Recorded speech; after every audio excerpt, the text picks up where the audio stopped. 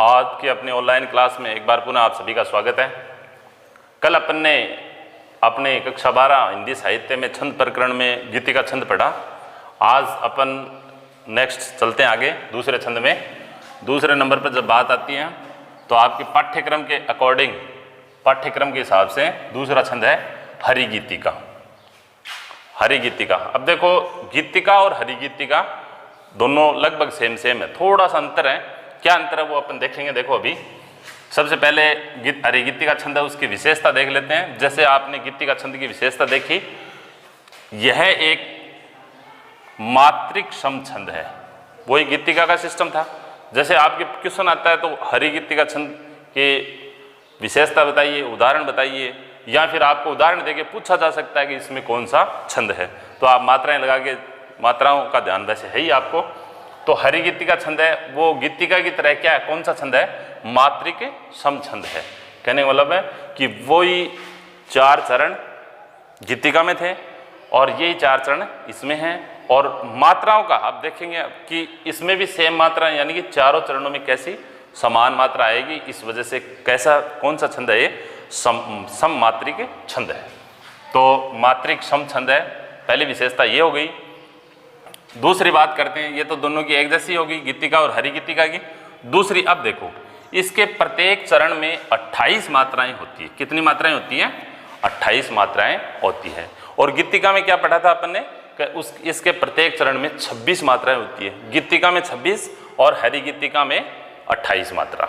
कहने का मतलब दोनों में अगर अंतर आ जाए तो आप ये अंतर भी कर सकते हो। ये तो सेम हो गई। दूसरी बात है कि इसमें 28 मात्राएं हैं, जबकि गीतिका में कितनी, 26 मात्राएं थी। तीसरा देखते हैं, तीसरी विशेषता देखो, यति 16-12 पर होती है। अब यति देखो, इसमें यति कहाँ हो रही है, 16-12 पर यति हो रही है, और उसमें 14-12 पर यति थी। 14-12 पर यति का मतलब, जैसे देखो उदाहरण में एक बार देख लो, एक कि संसार की समर स्थली में धीरता धारण करो, चलते हुए निज इष्ट पथ पर संकटों से मत डरो, जीते हुए भी मृतक सम रहे। यहाँ तक मतलब पढ़ोगे आप तो 16 मात्राएं आ जाएगी। जीते हुए भी मृतक सम रहे, कर न केवल दिन भरो, वर वीर बनकर आप अपनी विघ्न बाधाएं हरो। अब देखो मात्राएं अपन देखेंगे तो गुरु, गुरु लघु, गुरु लघु लघु, फिर लघु गुरु, गुरु गुरु लघु गुरु, गुरु लघु लघु, लघु और गुरु। तो 2 4 5 2 7 3 10 11 12 13 14 15 समरस्थली। 2 2 4 1 5 2 7 8 9 10 11 12 13 14 15। ये देखो, ये यहाँ गुरु आएगा और ये 16 है।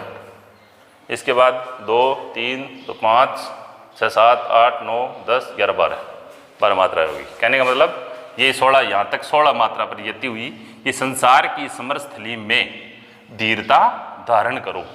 यहाँ तक 16 मात्रा है, तो 16-12 पर यति हुई।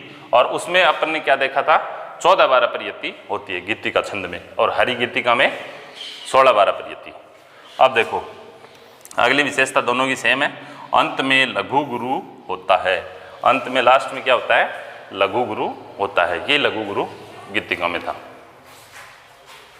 फिर देखो अगली विशेषता देखो, गीतिका के आरंभ में 2 मात्राएं जोड़ने पर हरि गीतिका बनता है। कहने का मतलब 2 मात्राएं और जोड़ दे। जैसे यही करके देख लो आप, गीतिका नाम है तो आगे हरि 1 और 2 मात्राएं, और यही एग्जाम्पल होता है उसमें। जैसे 14, यहाँ तक 14 मात्राएं आती थी और आगे 12, 14-12 पर यति, और यहाँ क्या है 16-12 पर। कहने का मतलब आगे का जो हिस्सा है उसमें 2 मात्राएं और जोड़ने पर कौन सा हो जाता है, हरि गीतिका बन जाता है। ये इसकी विशेषता थी। तो कहने का मतलब गीतिका और हरि गीतिका का उदाहरण, हरि गीतिका की विशेषता। और तीसरा एक प्रश्न और बनता है आपके कि गीतिका और हरि गीतिका छंद में अंतर बताइए। तो अंतर बताते ही आप तुरंत समझ जाओगे। दोनों की विशेषता अगर आपको आ रही है तो आप तुरंत निद्र बता दोगे और दोनों के एग्जाम्पल ध्यान कर लोगे। तो ये आपकी हरी गीतिका छंद है। बाकी और अपन करेंगे हरी गीतिका के बाद नेक्स्ट करेंगे अपने और जो सिलेबस में रह गए वो। धन्यवाद।